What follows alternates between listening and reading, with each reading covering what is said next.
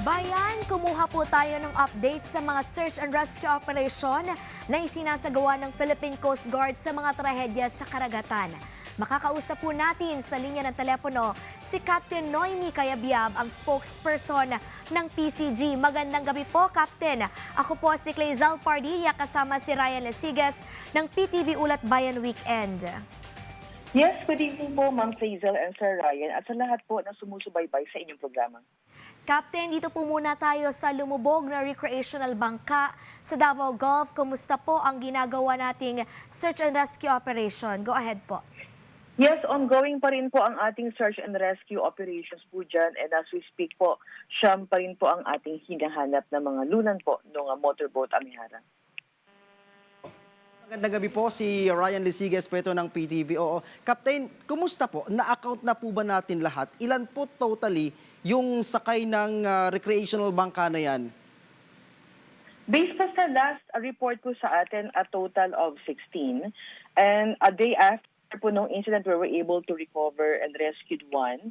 And then the following days po ay 6, so 7 in total po. And since 16 po ang reported missing, we are still locating po itong siyam na lunan po nito motorboat Amihara.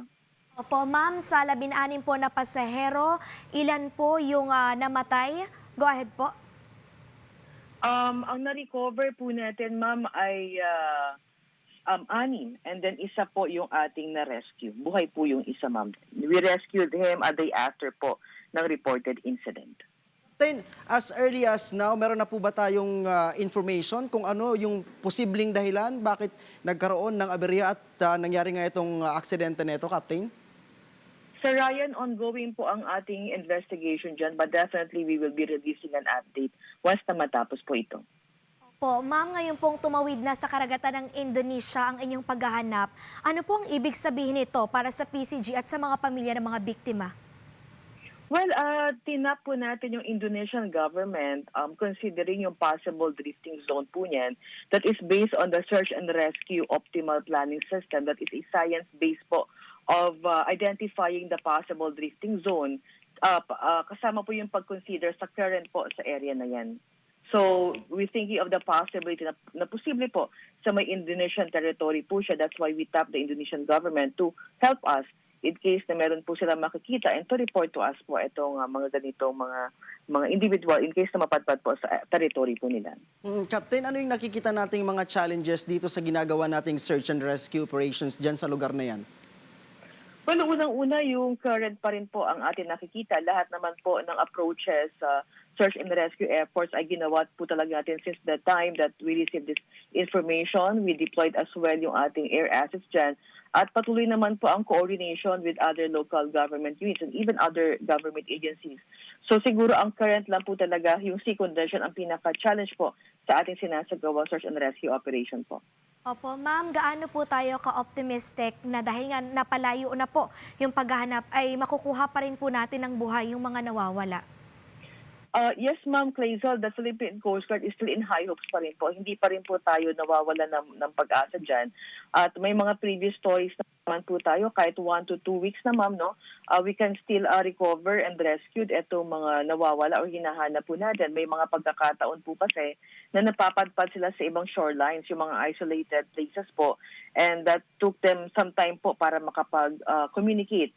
So again, we are very hopeful and all these SAR efforts are conducted by the Philippine Coast Guard and other participating government agencies po. Alright, Captain Cayabyab, ma'am, dito naman po tayo sa MV Tricia Carson 3. Ano po yung latest dito naman sa ginagawang paghahanap din ng mga sakay po ng mga Roro na yan, Captain? Yes, Sir Ryan. So as we speak po, we have 316 survivors and 36 fatalities. Kaninang umaga po, buong araw, we continued the SAR operations. So we were able to recover 3 bodies po. At na-transport na rin po natin yan sa papuntang Zamboanga. And we will be turning them over sa PDRRMO for proper disposition po and proper identification later on po. Ma'am, 36 fatalities o nasawi. Ano na po ang tulong ng naipaabot ng Philippine Coast Guard sa kanilang mga pamilya? Well, pagdating po sa Philippine Coast Guard, ongoing po ang ating search and rescue efforts po dyan. Pagdating po sa assistance, I think, Ma'am Clazel, it is more appropriate to for the Allison, for the shipping lines, and then the Marina to answer on that question po. Captain, I understand gumagamit na tayo dyan ng ROV. Kumusta po yung isang concern dyan siguro is kung nakita na yung pinaglubugan mismo, yung mismong Roro na lumubog, Captain? As we speak po, Sir Raya, we deployed our ROV this morning kasama po yung mga technical divers. However, hindi pa rin po natin nakita itong pinagdubugan ng itong barko. Kaya patuloy po yung coordination natin, lalo na sa mga pasahero na naging witness po ng mga pangyayari at ituro po sa atin yung possible location po na itong pinagdubugan ng barko. But definitely all the efforts, we all have the vessels in the area to locate. Ito naman po ang ating layunin para makita pa rin po baka may mga natrap ng mga individual sa loob ng barko at malaman din po kung ano yung posibleng naging rason ng pagkakalubog po nito. Pero Captain, yung concentration ng ating paghahanap, nandun pa rin po ba tayo sa ground zero kung saan sinasabing posibleng lumubog itong Roro o nagpakalat na tayo sa iba't ibang lokasyon dyan sa area na yan? Yes, sir, we consider the drifting zone, At although some of the recovered bodies is within the distress location po or yung reported location, but again, considering yung current sa area, we utilize our SAR operational planning system for more high probability of locating these individuals.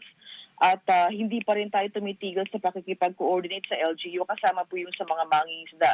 We inform them and request them to be more vigilant at in case meron po silang makikita is to render assistance and report po kaagad sa Philippine Coast Guard. Captain, sa mga ganito pong search and rescue operation, meron po ba tayong ibinibigay na deadline o ano po kaya ang senyales na dapat nang tumigil ang PCG sa paghahanap po? Pagdating po dito sa MV Tricia, definitely we will not stop. We will sustain this search and rescue. May mga information pa rin tayong natatanggap na meron sila mga kamag-anak na lula nitong barko pero wala sa manifesto. At hanggang meron po tayong natatanggap ng ganito mga detalye, patuloy po ang isasagawa po nating search and rescue operation. Again, Ma'am Hazel, ongoing po ang ating investigation ngayon and we will be checking ano po ba yung mga reason kung bakit ganito po yung bilang na wala po sa manifesto. So lahat po yan ay titingnan ng Philippine Coast Guard but as to the search and rescue operations, we will never stop. We will sustain this and we are adding more assets to support this SAR operation po. Ma'am, mensahe na lamang po sa mga biktima at sa ating mga kababayan na nanonood ngayon. Yes po, naiintindihan po ng Philippine Coast Guard ang pag-aalala po ng mga nawawala pong mga pamilya. So kaya po ang Philippine Coast Guard kasama po ang iba't ibang ahensya, ang local government units at even yung mga volunteered fisher folks communities po ay patuloy at walang pagod po na magsasagawa ng search and rescue operations. We will give our best effort para mahanap po ang mga nawawalang individual na ito at maihatid po sa kanilang mga pamilya. Maraming salamat po, Captain Noemi Cayabyab, ang spokesperson ng Philippine Coast Guard. Maraming salamat po. Magandang gabi po.